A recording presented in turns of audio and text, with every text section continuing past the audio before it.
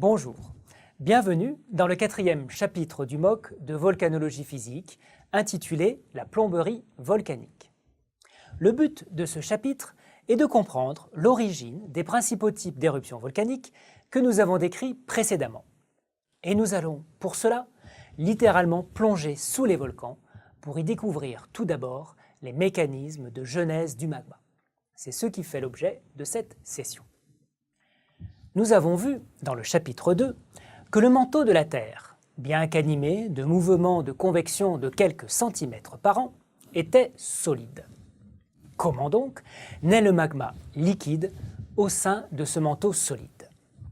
La réponse sera apportée par la thermodynamique et l'étude des changements d'état de la matière. D'une façon générale, l'état solide, liquide ou gazeux de la matière est fonction de la pression et de la température.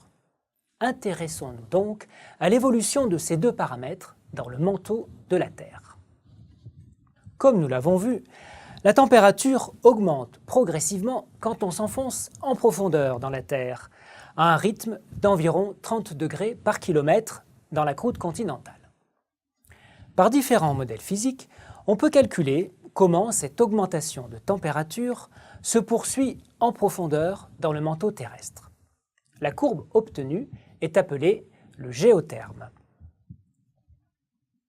Le géotherme fournit une estimation de la température au centre de la Terre. Elle est de plus de 5000 degrés, soit l'équivalent de la température à la surface du Soleil. Pourquoi, dans ces conditions, les roches du manteau terrestre ne sont-elles pas entièrement fondues, formant un océan magmatique sur lequel flotterait la croûte? La réponse à cette énigme est le rôle de la pression. En effet, celle-ci augmente avec la profondeur dans la Terre.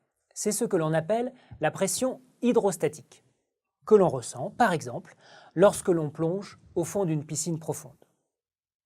Il se trouve que l'augmentation de la pression rend plus difficile la fusion. Plus la pression est forte, plus il faudra une température élevée pour faire fondre un solide. C'est en raison d'un rôle équivalent de la pression, cette fois sur la température d'ébullition, que l'eau bout à 85 degrés au lieu de 100 degrés au sommet de l'Himalaya, parce que la pression y est plus faible qu'au niveau de la mer. On peut mesurer, en laboratoire, la température à laquelle fondent les roches du manteau à une pression, c'est-à-dire à une profondeur donnée. La courbe obtenue est appelée le solidus.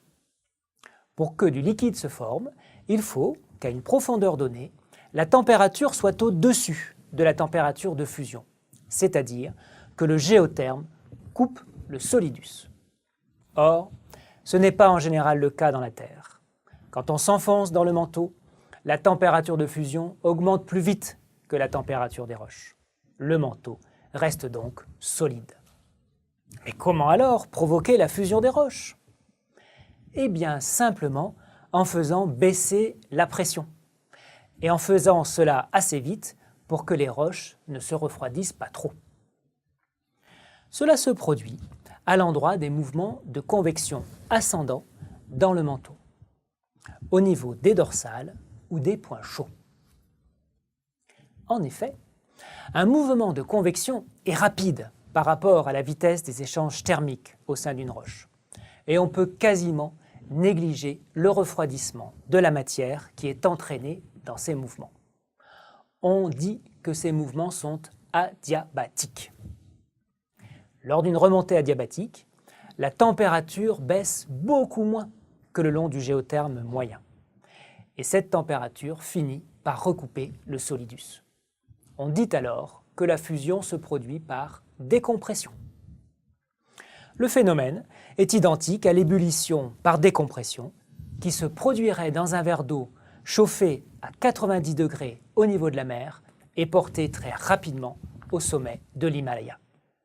Sur Terre, les environnements géodynamiques qui correspondent à ce type de fusion sont les dorsales, où on trouve les basaltes en oreiller, et les points chauds, par exemple Hawaï ou la Réunion. Le second mécanisme de fusion des roches dans la Terre est plus original, il se produit dans les zones de subduction, là où les plaques lithosphériques, froides et denses, s'enfoncent dans le manteau. C'est un peu paradoxal. Comment un matériau froid qui s'enfonce dans le manteau et qui est donc soumis à une augmentation de pression peut-il fondre? Il faut ici rajouter un ingrédient si particulier à notre planète, la présence de l'eau. En effet, lorsque les plaques en subduction s'enfoncent, l'augmentation de pression auxquelles elles sont soumises entraîne une transformation des minéraux que l'on appelle le métamorphisme. Lors de ce métamorphisme, les cristaux se transforment en des structures plus compactes. Par exemple, les argiles que l'on trouve dans les sédiments sur le plancher océanique et au sein de la croûte océanique altérée deviennent des pyroxènes ou des grenats, dont l'assemblage définit une nouvelle roche de haute pression qui s'appelle l'éclogite.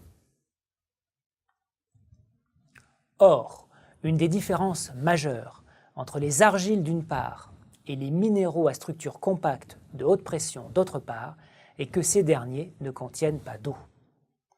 Lors du métamorphisme, l'eau est ainsi éjectée des sédiments entraînés en profondeur et elle vient hydrater ce que l'on appelle le coin du manteau, situé juste au-dessus de la plaque en subduction. Comme le savent bien tous les amateurs de pâtisserie, il est plus facile de faire fondre du caramel en mouillant le sucre. Il en est de même pour les roches.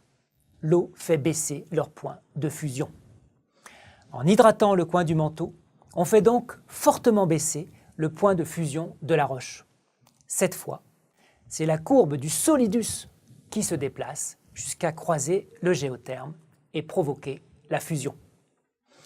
La lave formée sera différente des basaltes produits par décompression. Elle sera logiquement de plus basse température et surtout beaucoup plus riche en eau. Il existe sur Terre un dernier contexte géodynamique où se produit une fusion hydratée. Il s'agit du cœur des chaînes de montagne. Les chaînes de montagne résultent de la collision entre deux plaques tectoniques.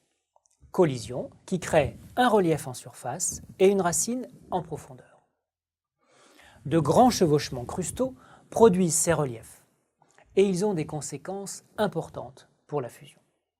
Tout d'abord, en doublant l'épaisseur de la croûte, ils doublent également la quantité d'éléments radioactifs présents, ce qui en retour augmente la température. De plus, les chevauchements entraînent en profondeur des roches sédimentaires formées en surface, donc riches en eau. Sous l'effet du métamorphisme de haute pression, ces sédiments perdent leur eau qui vient alors hydrater la racine chaude et y provoquer une fusion par hydratation que l'on appelle l'anathexie. Comme c'est une roche continentale qui fond ici, on obtient un magma bien différent d'un basalte, qui est en fait un granit, c'est-à-dire un magma riche en silice et relativement pauvre en fer et en magnésium. C'est ainsi qu'ont été produits, il y a 330 millions d'années, au cœur de la chaîne hercynienne, les granites qui forment aujourd'hui le massif du Mont Blanc. Nous savons donc maintenant comment produire la fusion d'une roche sur Terre, soit par décompression, soit par hydratation. Et nous allons pouvoir étudier, dans la prochaine session, ce qu'il advient du liquide produit. Cependant, nous ferons cela après avoir répondu à quelques questionnaires à choix multiples.